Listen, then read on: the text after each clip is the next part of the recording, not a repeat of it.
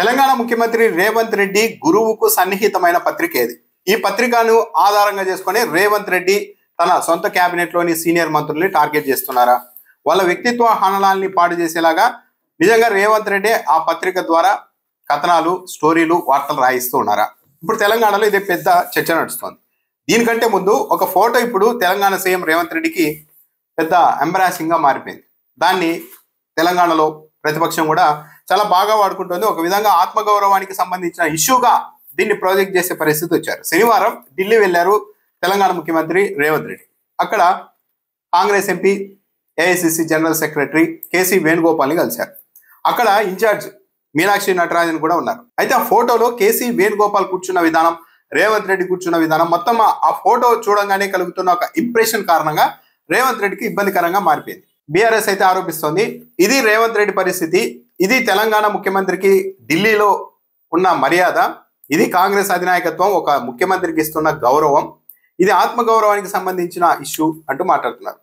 సహజంగానే ఎవరైనా కానీ ఆ ఫోటో చూసినప్పుడు కొద్దిగా రేవంత్ రెడ్డి ఏది మరీ ఇలా సంజాయిషి ఇచ్చుకుంటున్నారా అన్న అభిప్రాయం కలుగుతుంది. ఎందుకంటే రేవంత్ రెడ్డి తెలంగాణ రాష్ట్రానికి ముఖ్యమంత్రి. అలాంటి ముఖ్యమంత్రి వెళ్తే ఒక ఎంపీ, ఏఐసిసి జనరల్ సెక్రటరీ తన వెనుక హైకమాండ్ ఉందా అనుకుంటున్నారో ఏమో కానీ ఆయన కాలు మీద కాలు వేసుకొని దర్జాగా కూర్చుంటే ఆ పక్కన అదేదో ఇంటరాగేషన్లో తాను కూడా ఒక భాగంగా ప్రశ్నలు అడగదలుచుకున్నాను అన్నట్టుగా ఇన్ఛార్జ్ మీనాక్షి నటరాజన్ గారు కూర్చుంటే రేవంత్ రెడ్డి గారు మాత్రం ఏదో వివరణ ఇస్తున్నట్టుగా ఉంది ఆ ఫోటో. మరి వేణుగోపాల్ కార్యాలయమే ఇచ్చిందేమో కానీ ఆ ఫోటో చూస్తే మొత్తం తెలంగాణ ముఖ్యమంత్రిని కూడా కేసీ వేణుగోపాల్ ఆడిస్తున్నారేమో, సంజాయిషి తీసుకునే స్థాయిలో ఉన్నారేమో, రేవంత్ రెడ్డి వివరణ ఇచ్చుకుంటున్నారేమో అన్నట్టుగా ఉంది. దాన్ని ఇప్పుడు ప్రతిపక్షం కూడా అక్కడ బాగా ప్రస్తావిస్తోంది. ఇది నిజంగానే కాంగ్రెస్ పార్టీకి బ్యాడ్ హ్యాబిట్ ఉంది. ముఖ్యమంత్రులు వెళ్తే అక్కడ ఢిల్లీలో ఎవరు తమ సొంత రాష్ట్రంలో కాంగ్రెస్ పార్టీని అధికారంలోనికి తీసుకురాలేరు, కానీ ఈ హైకమాండ్ సోకాల్డ్ పెద్దలని చెప్పుకునే వాళ్ళు అలా ముఖ్యమంత్రులు వెళ్తే మాత్రం వాళ్ళని కూర్చోబెట్టి ఏదో ఇంటరాగేషన్ చేసినట్లు, వీళ్ళ దయాదాక్షిణ్యాల మీద రాష్ట్రాల్లో ముఖ్యమంత్రులు బతుకుతారు అన్నట్టుగా ఆ అహంభావాన్ని అయితే కాంగ్రెస్ పార్టీ పెద్దలు ఇప్పుడే కాదు ఎప్పటి నుండో చూపెడుతూ వచ్చారు. దాని కారణంగానే చాలా రాష్ట్రాల్లో ఆ కాంగ్రెస్ పార్టీ నాశనం అయిపోయింది. చాలా చోట్ల మంచి మంచి నాయకులు కూడా ఆ పార్టీ నుంచి బయటకు వచ్చేసారు. ఇదొక ఇష్యూ అయితే, నమస్తే తెలంగాణలో ఇప్పుడు మంత్రుల వర్షన్ రాశారు. తన గురువు సన్నిహిత పత్రికలో తమపై దుష్ప్రచారం చేయిస్తున్నారని రేవంత్ రెడ్డి పైన మంత్రులు ఆగ్రహం వ్యక్తం చేస్తున్నారు. మహిళా అధికారుల ఆత్మగౌరవాన్ని, తమ వ్యక్తిత్వాన్ని కించపరిచేలా ఎల్లో పత్రికలో రాతలు రాయించడంపై మంత్రులు నిప్పులు కక్కుతున్నారని నమస్తే తెలంగాణలో రాశారు. రేవంత్ రెడ్డి గురువు సన్నిహిత పత్రిక ఏది? మంత్రులు ఎవరికి వారు సర్వ స్వతంత్రులుగా వ్యవహరిస్తున్నారు. కలెక్టర్లకు నేరుగా ఫోన్లు చేస్తూ మర్యాద ఇవ్వకుండా ఇతర శాఖలకు సంబంధించిన అంశాల్లోనూ ఆదేశాలు జారీ చేస్తున్నారు.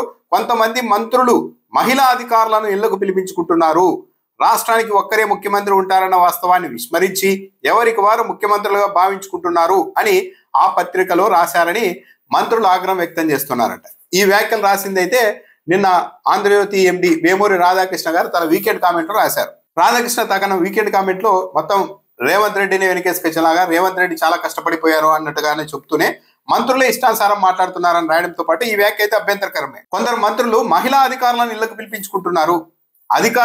పిలిపించుకుంటున్నారని రాసి ఉంటే ఓకే. అలా కాకుండా మహిళా అధికారులను ఇళ్లకు పిలిపించుకుంటున్నారు అని ప్రత్యేకంగా మహిళా అధికారులను రాయడం ద్వారా మంత్రులు ఏదో అనుచితంగా ప్రవర్తిస్తున్నారేమో, మహిళా అధికారుల పట్ల అగౌరవంగా ఉంటున్నారేమో, ఇళ్లకు పిలిపించుకోవడం పద్ధతేనా అంటే ఒక విధంగా మంత్రుల వ్యక్తిత్వాన్ని కూడా ప్రశ్నార్థకం చేసేలాగా ఉన్నాయి ఆ వ్యాఖ్యలు.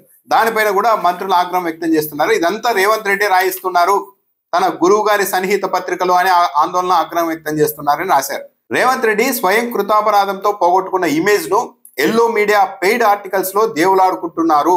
ఆయన ఇమేజ్ ను కాపాడుకోవడం కోసం మా ఇమేజ్ కు మసిపోయలేరు అని ఒక సీనియర్ మంత్రి హెచ్చరించారు అని కూడా రాశారు. పరిపాలనలో ప్రభుత్వం విఫలమైందని ఒప్పుకున్న ఆ పత్రిక ప్రభుత్వ నేతగా ముఖ్యమంత్రి బాధ్యత వహించాలని ఎందుకు రాయలేకపోయిందని మంత్రులు నిలదీశారు అని కూడా రాశారు. అయితే ఇక్కడ ఒకటి గమనించవచ్చు, ఆంధ్రజ్యోతి కావచ్చు, వేమూరు రాధాకృష్ణ గారు కావచ్చు, తనకు ఇష్టమైన ముఖ్యమంత్రులు ఉంటే ఒకలా, తమకు నచ్చని ముఖ్యమంత్రులు ఉంటే ఇంకోలా రాస్తూ ఉంటారు. ఒకవేళ ఉదాహరణ జగన్మోహన్ రెడ్డి ముఖ్యమంత్రిగా ఉన్నారనుకోండి, ఎక్కడైనా ఒక చిన్న పొరపాటు, ఎక్కడో కింది స్థాయిలో అధికారుల స్థాయిలో చిన్న పొరపాటు జరిగినా సరే నేరుగా జగన్మోహన్ రెడ్డి ప్రభుత్వం ఇలా విఫలమైపోయింది, జగన్మోహన్ రెడ్డి పరిపాలన ఇంత అధ్వానంగా ఉందని రాస్తారు. అదే చంద్రబాబు నాయుడు గారు కావచ్చు, ఇంకా తనకు అనుకూలంగా తమకు ఇష్టమైన ముఖ్యమంత్రులు ఉంటే మాత్రం పై స్థాయిలోని తప్పులు జరిగినా సరే ఇదంతా ఒక అధికారుల కారణంగా జరిగింది, ఎమ్మెల్యేల కారణంగా జరిగింది, మంత్రుల కారణంగా జరిగింది అని రాస్తూ ఉంటారు. ఇది సహజంగానే రాస్తూ ఉన్నారు. ఇప్పుడు తెలంగాణ మంత్రులు కూడా ఇదే అభిప్రాయాన్ని వ్యక్తం చేస్తున్నారు. అంటే రేవంత్ రెడ్డి పొరపాట్లను ఆయన మీద కాకుండా మంత్రుల మీదకు దోసేస్తూ ఉన్నారు.